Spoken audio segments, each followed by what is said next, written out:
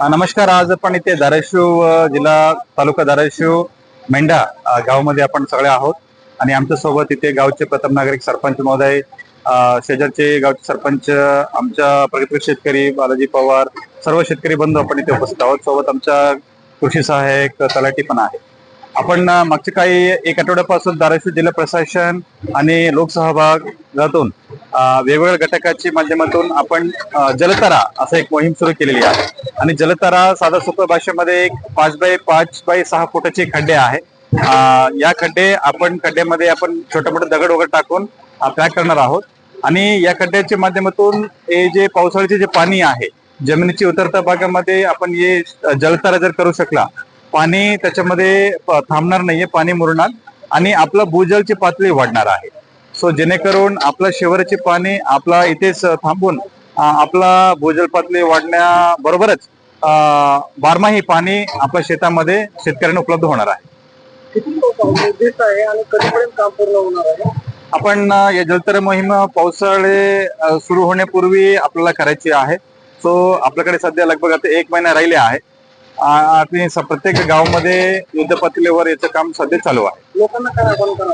आपण आपल्या माध्यमातून सर्व नागरिकांना, शेतकरी बंधू भगिनींना, लोकप्रतिनिधींना, तसेच अशासकीय संस्थांना, NGO, विविध कारखाना, साखर कारखाना असो, फार्मर प्रोड्युसर कंपनी असो, या सर्वांना आपण आवाहन करू इच्छितो की आपण पण या जलतारा मोहिमेमध्ये सहभाग व्हा. आपण आपल्या माध्यमातून JCB असो, यंत्रणा असो या डिझेल असो, या माध्यमातून आपण स्पॉन्सर करून शेतकऱ्यांना मदत करू शकता. नमस्कार, मी सतीश एकंडे, पाडोळीगाव सरपंच. आज माननीय जिल्हाधिकारी साहेबांनी आमच्या शेजारच्या मेंढा गावामध्ये जलतारासारखा अतिशय स्तुत्य उपक्रम हाती घेतलेला आहे. आणि आमच्या शेतकऱ्याचा जो वारंवार वर्षानुवर्षे आम्ही एक बोर बंद पडला की नवीन बोर घेतो, त्याच्यासाठी लाखो रुपये खर्च करतो, त्याला पर्यायी व्यवस्था की पहिलेच बोर चालू होतील, नवीन बोर घ्यायची आम्हाला आवश्यकता भासणार नाही. ह्या जर जलतारा प्रत्येक शेतकऱ्यांनी घेतला तर नवीन बोर पाडण्याचा खर्च, मोटरचा खर्च हे वाचणार आहे शेतकऱ्याचा. शेतकरी पण उत्स्फूर्त प्रतिसाद घेतील, कारण या भागानं अतिवृष्टी बघितली, अतिदुष्काळ बघितलाय. अतिवृष्टी झाली तरी जमिनीच्या पाण्याचा निचरा ह्या शोषखड्ड्यामध्ये होणार आहे, जमीन आपली नापीक होणार नाही.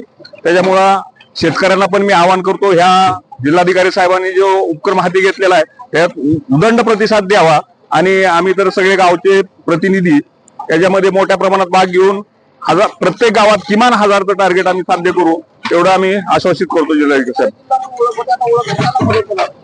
दुष्काळी जिल्हा म्हणून बघितलेलाच आहे ना आपण.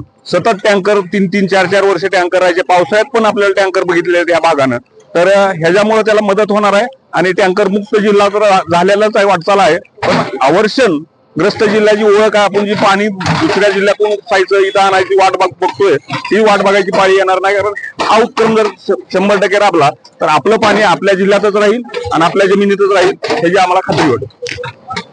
धन्यवाद. माझं नाव नामदेव दगडू वाघमारे, मेंढा गावचा सरपंच आहे. आमच्या इथं आज जलताराची सुरुवात झाली, उद्घाटन केलं कलेक्टर साहेबांनी आम्हाला 1000च खड्ड्याचा उद्देश दिलाय. आम्ही ती पूर्ण करून साहेबांची इच्छा पूर्ण करू द्यावेळेस.